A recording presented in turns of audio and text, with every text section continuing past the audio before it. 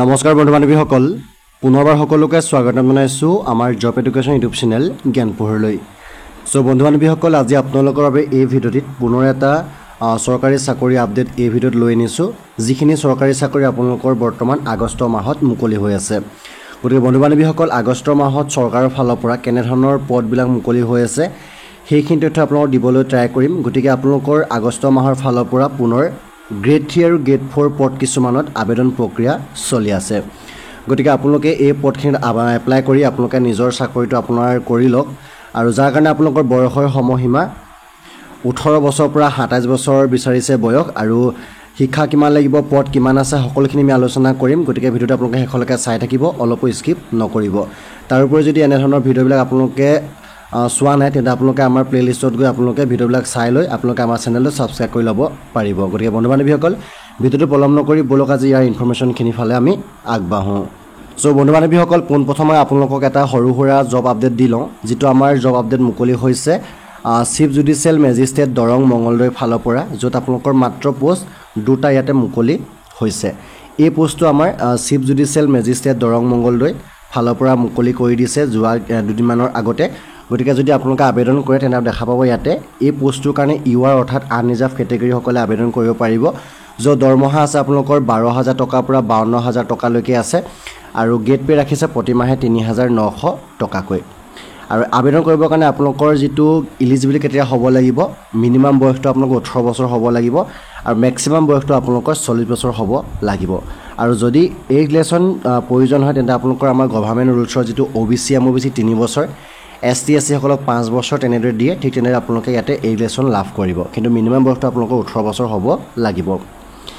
Apply কৰিবৰ কাৰণে আপোনালোকৰ যিটো কোৱালিফিকেশ্যন হ'ব, কোৱালিফিকেশ্যনটো ইয়াতে মাত্ৰ 8 পাছ হ'লে আবেদন কৰিব পাৰিব। মিনিমাম যদি 8 পাছ আছে তেন্তে আপোনালোকে আবেদন কৰিব পাৰিব। কিন্তু যদিহে আপোনালোকে 12 পাছ কৰি থৈছে, অৰ্থাৎ আপোনালোকে 12 পাছ কৰিলে তেন্তে আপোনালোকে এই পোষ্টটোৰ কাৰণে আবেদন কৰিব নোৱাৰে। মাত্ৰ 8, 10 এনেধৰণৰ কেণ্ডিডেটসকলেহে এই পোষ্টটোৰ কাৰণে এপ্লাই কৰিব পাৰিব। এপ্লাই কৰাৰ পাছতে আপোনালোকে যিটো ইয়াৰ প্ৰচেছটো, সেই প্ৰচেছটো আপোনালোকে ইয়াতে চাব। পোনপ্ৰথমে আপোনালোকে চাই লওক ইয়াৰ এপ্লিকেশ্যন ফিজটো, কোনো ধৰণৰ এপ্লিকেশ্যন ফিজ আপোনালোকে দিব নালাগে। মাত্ৰ আপোনালোকে এপ্লাই কৰিবৰ সময়ত আপোনালোকে অফলাইন মাধ্যমৰ যোগেদি এখন এপ্লিকেশ্যন ফৰ্ম ল'ব। এপ্লিকেশ্যন ফৰ্মখন আপোনালোকৰ যিবিলাক ডকুমেণ্ট আছে, কোৱালিফিকেশ্যন বা SO চাৰ্টিফিকেট, কাষ্ট চাৰ্টিফিকেট সকলোবিলাক ইয়াতে গাঁঠি দিব। গাঁঠি দি এটা এনভলপত ভৰাব। এনভলপত ভৰাই লৈ সেই এনভলপটোৰ ওপৰত আপোনালোকে লিখিব লাগিব application for the post of peon. আৰু আপোনালোকে সেই এনভলপটো জমা দিব লাগিব, বাই পোষ্ট কৰিব পাৰে বা আপোনালোকে ডাইৰেক্ট অফিচত গৈ জমা দিব পাৰিব, যিটো আমাৰ অফিচ হৈছে chief judicial magistrate Darrang Mangaldai, ইয়াতে গৈ জমা দিব পাৰিব। আৰু ইয়াৰ যিটো এপ্লাই কৰা সময়সীমাটো হৈছে 1 আগষ্টৰ পৰা 30 আগষ্টৰ ভিতৰত, সম্পূৰ্ণ এমাহ সময় দিছে। গতিকে কাৰোবাৰ যদি কিবা ডকুমেণ্ট বৰ্তমান সময়ত নাই তেন্তে আপোনালোকে অনলাইনৰ যোগেদি উলিয়াই ল'ব পাৰিব বৰ্তমান সময়ত।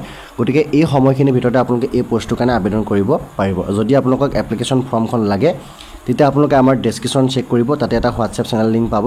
আপোনালোকে চেনেল লিংকত গৈ পিনে আপোনালোকে তাতে ফৰ্মখন ডাউনলোড কৰি ল'ব পাৰিব।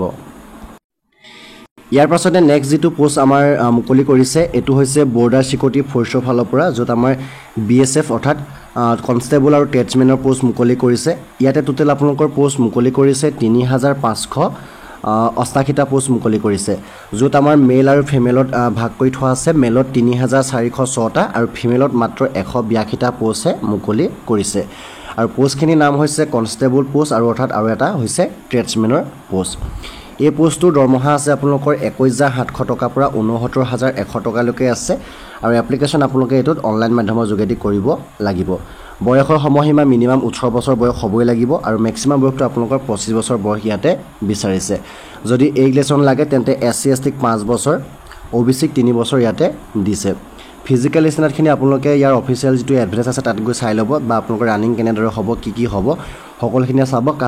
মাত্ৰ আপোনালোকে যদি এপ্লাই কৰে তেন্তে আপোনালোকে এই পোষ্টটোৰ কাৰণে আপোনালোকৰ কোৱালিফিকেশ্যন মাত্ৰ 10 পাছ হ'লে আবেদন কৰিব পাৰিব, বা তাৰ যদি ইকুইভেলেণ্ট আছে তেন্তে আপোনালোকে এপ্লাই কৰিব পাৰিব। কিন্তু যদি আদাৰ কোৱালিফিকেশ্যন চাবলৈ যাওঁ তেন্তে কনষ্টেবল যিটো carpenter, constable plumber, constable painter, constable electrician, constable pump operator, constable আপ হোলষ্টাৰৰ কাৰণে আপোনালোকে 2 বছৰৰ চাৰ্টিফিকেট থাকিব লাগিব। ইয়াৰ যিটো এটা ট্ৰেড হয় ইয়াতে এটা ট্ৰেইনিং কৰা আপোনালোকৰ ট্ৰেড থাকিব লাগিব, বা আপোনালোকে যিটো ITI কৰা হয় 1 year ITI কৰা আপোনালোকে হ'ব লাগিব।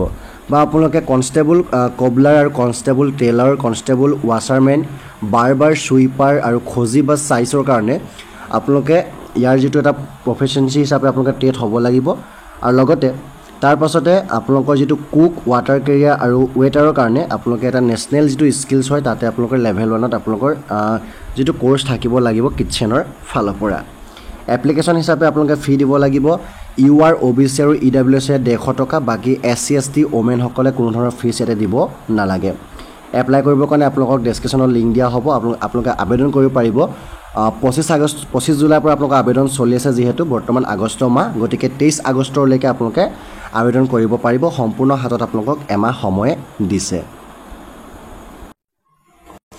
ইয়াৰ পাছতে বন্ধু বান্ধৱীসকল আপোনালোকৰ এটা ডিপাৰ্টমেন্টৰ ফালৰ পৰা পোষ্ট মুকলি হৈছে যেটো ডিপাৰ্টমেন্ট হৈছে ইন্টেলিজেন্স ব্যুৰো অৰ্থাৎ আইবি ফালৰ পৰা সিকিউৰিটি এসিস্টেন্ট আৰু এক্সিকিউটিভ এছএএক্স আৰু পোষ্ট মুকলি কৰিছে যত আপোনালোকৰ টোটাল পোষ্ট আছে 4987 টা পোষ্ট এটা পোষ্ট মুকলি কৰিছে কিন্তু আমাৰ গুৱাহাটীৰ ফালৰ পৰা যদি চাবলৈ যাও তেন্তে ইয়াতে আমাৰ টোটাল 124 টাহে পোষ্ট মুকলি কৰিছে আৰু এই পোষ্টখিনি যদি ক্যাটেগৰি চাবলৈ যাও অল পোষ্টৰ কাৰণে তেন্তে ইউআৰ আছে 2471 টা ওবিসি আছে 1015 টা এসসি আছে 574 টা এসটি আছে 426 টা আৰু ইডব্লিউএছ আছে 501 টা সো এইখিনি পোষ্ট আমি যদি চাও তেন্তে আপোনালোকে দৰমহা পাব 21700 টকাৰ পৰা 69100 টকা আৰু আমি অসমত যদি এক্সাম সেন্টাৰ দিয়ে তেন্তে ডিব্ৰুগড় গুৱাহাটী যোৰহাট শিলচৰ তেজপুৰ আপোনালোকে ইয়াতে দিব পাৰিব এপ্লাই কৰিবৰ কাৰণে মিনিমাম বয়সটো 18 বছৰৰ পৰা 27 বছৰ হ'ব লাগিব ইলেকশন দিয়া আছে 5 বছৰ এসসি এসটি সকলক আৰু ওবিসি দিছে 3 বছৰ এপ্লাই কৰিবৰ কাৰণে আপোনালোকে মাত্ৰ 10 পাস আৰু তাৰ ইকুইভ্যালেন্ট হলে আপোনালোকে আবেদন কৰিব পাৰিব কিন্তু মিনিমাম আপোনালোকৰ 10 পাস হলে আবেদন কৰিব